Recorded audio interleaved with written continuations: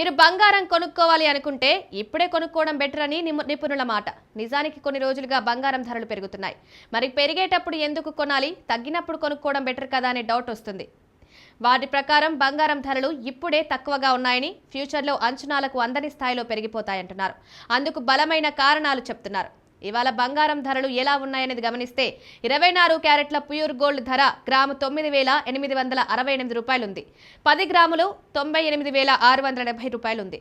నిన్నటికి ఇవాళకి 330 రూపాయలు పెరిగింది. నగల తయారీకి వాడే 22 క్యారెట్ల గోల్డ్ గ్రాముకు 9,045 రూపాయలు ఉంది. ఇది నిన్నటికి ఇవాళకి 300 పెరిగింది. ఇటీవల బంగారం ట్రెండ్ చూస్తే ఏప్రిల్ 22న ధరలు రికార్డు స్థాయికి పెరిగాయి. ఆ తర్వాత నుంచి పాతాళం వైపు చూస్తాయి. అలా తగ్గిపోతూ మే నెల వరకు ధరలు తగ్గాయి. అంటే 12 రోజులు ధరలు తగ్గి ఆ తర్వాత నుంచి ధరలు పెరుగుతూనే ఉన్నాయి. అంటే కంటిన్యూగా 6 రోజులుగా ధరలు పెరుగుతున్నాయి. దీనికి కారణం భారత్ పాకిస్తాన్ యుద్ధంతో పాటు ప్రపంచ దేశాల్లో పరిణామాలు అని విశ్లేషకులు అంచనా వేస్తున్నారు. పాకిస్తాన్కి ఇంటర్నేషనల్ మానిటరీ ఫండ్ ఏకంగా $1 బిలియన్ మనీ ఇచ్చింది. అందువల్ల పాకిస్తాన్ ఇప్పుడు ఆ డబ్బుతో భారత్పై యుద్ధ తీవ్రతను పెంచుతుంది.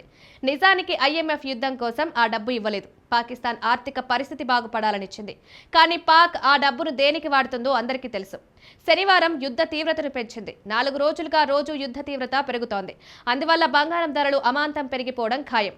ఎప్పుడైతే రెండు దేశాల మధ్య ఉద్రిక్తతలు పెరుగుతాయో విదేశీ పెట్టుబడిదారులు స్టాక్ మార్కెట్లలోని తమ డబ్బును వెనక్కి తీసుకుంటారు. అలా లక్షల కోట్ల రూపాయలు వెనక్కి తీసుకుంటారు. ఆ తర్వాత ఆ డబ్బును ఎందులో పెట్టాలని ఆలోచించి బంగారంపై పెట్టుబడి పెడతారు. ఎందుకంటే బంగారాన్ని వారు సేఫ్ ఇన్వెస్ట్మెంట్గా చూస్తారు.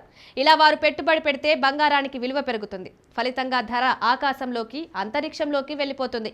అంతర్జాతీయంగా కూడా ఆందోళనకర పరిస్థితులే ఉన్నాయి. ఏ యుద్ధాలు ఆగింది లేదు. రష్యా ఉక్రెయిన్ వార్ కొనసాగుతోంది. హమాస్ ఇజ్రాయెల్ వార్ ఆగలేదు.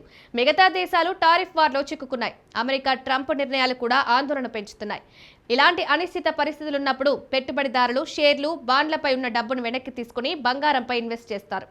బంగారం ధర విపరీతంగా పెరిగే సంకేతాలున్నాయి. మరో అంశం కూడా ఉంది. ఇండియాలో ఇప్పుడు పెళ్లిళ్ల సీజన్ ఉంది. అందువల్ల ప్రజలు ధర ఎంత ఉన్నా తప్పనిసరైన పరిస్థితి వల్ల బంగారు నగలు కొంటారు. ఇలా నగలకు డిమాండ్ పెరిగితే ధర కూడా పెరుగుతుంది.